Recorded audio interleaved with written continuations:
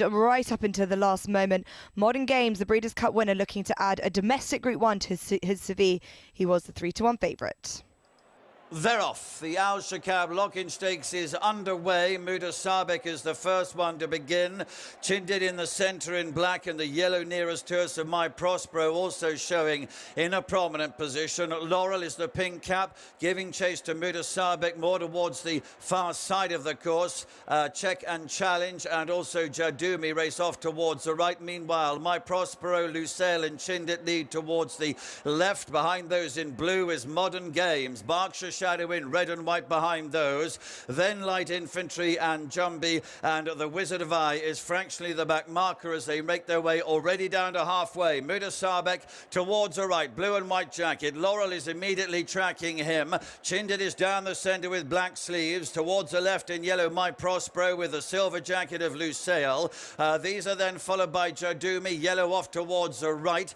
In the centre in the pink is Check and Challenge, then Berkshire Shadow. Modern Games are blue jacket towards the left, being asked to pick up the Wizard of Eye and Light Infantry behind those. They can see the two furlong marker. Muda Sabek still has the advantage. Laura's in second position. Chindid is still there. Lucille running a bid race. Then My Prospero and Modern Games in the blue nearest to us delivering his challenge. Berkshire Shadow behind that, but it's Chindid at the furlong pole. Chindid has the advantage. Here comes Modern Games in the blue. Muda Sabek behind those, and then Lucille as they race towards the line. Willliam, Buick and Modern Games come through to win the Al Shakab Lock-Inge. Chindid is next to Berkshire Shadow, My Prospect, Muda Sabek, Light Infantry and Lucille. Modern Games stamps his authority on the mile division and wins at 3-1 for Willliam, Buick, Charlie Appleby and Godolphin. Second was Chindid at 22-1 and third was Berkshire Shadow at 33-1. While the miling division was looking to find a new superstar for the retirement of Baid, and it was Modern Games hoping to get his season back on track after a defeat at heavy odds last time out at Keeneland. But this Breeders' Cup winner just shows his class here, running down Chindid late on. He ran a blinder to finish place in this race for the second time. Didn't like the fact that Modern Games came past a cheeky nip at Willliam Buick's hand as he came past the line, but that wasn't enough to stop this horse, and he looks to have all the miling big targets ahead of him. Well, Willliam Buick has been to the top level in North America with Modern Games and now done it on UK shores as well. You must be delighted with that. Well done. Yeah, delighted.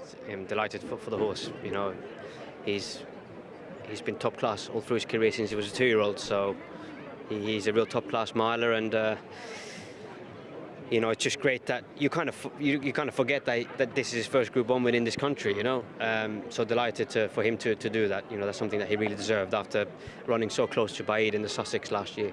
Were you always happy throughout this race? Yeah, very happy. Yeah, delighted. You know, you always any time when you're drawn on the wing, right on the outside, even on the straight track, you're always relying on pace around you. But he is a very versatile horse. He doesn't really need.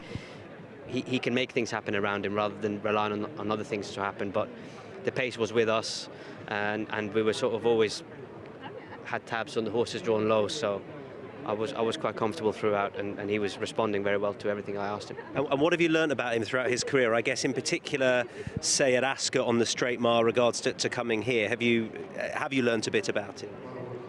He's very straightforward. Yeah. He's a very straightforward horse. You know, there's no real sort of idiosyncrasies with him. You know, he's a very, very good horse, top class miler, and he's very straightforward. One of the biggest talking points is the fact that Chindid took a little chunk out of your hand. I mean, has that ever happened to you? No, not that I can remember, not that I can think of. Certainly not in a race of that nature. No. But he proper had a go. He did. No, look, it was nothing bad happened to horse or jockey or anything. So just one of those things that you don't expect. Right, I don't want to finish on a low point, but just give me a line earlier on Noble Style and NewBury if you can, please. Yeah, the winner's credit to the winner. You know, I think he's a pretty good horse. Noble Style coming back to 6 furlongs after a decent run in the Guineas. Probably a length too far back. And I think after that today, he might just learn to sprint again. So he's still a horse who I think needs to learn a fair bit. So I see what Charlie and the team think whether they'll stick to 7 or step him up to stick to 6 furlongs or step him up to 7 for Royal Ascot. We'll see. And your beer will just take a big step forward for that, won't he? He will. No, he will. I'm very happy with him. You know, it was a good race. You know, the Haskell sets a very good standard, and he'll come forward for that run. Well done, MordernGames. Thank you very much. Cheers. Thank you. Thanks. 12 runners lined up for the Bet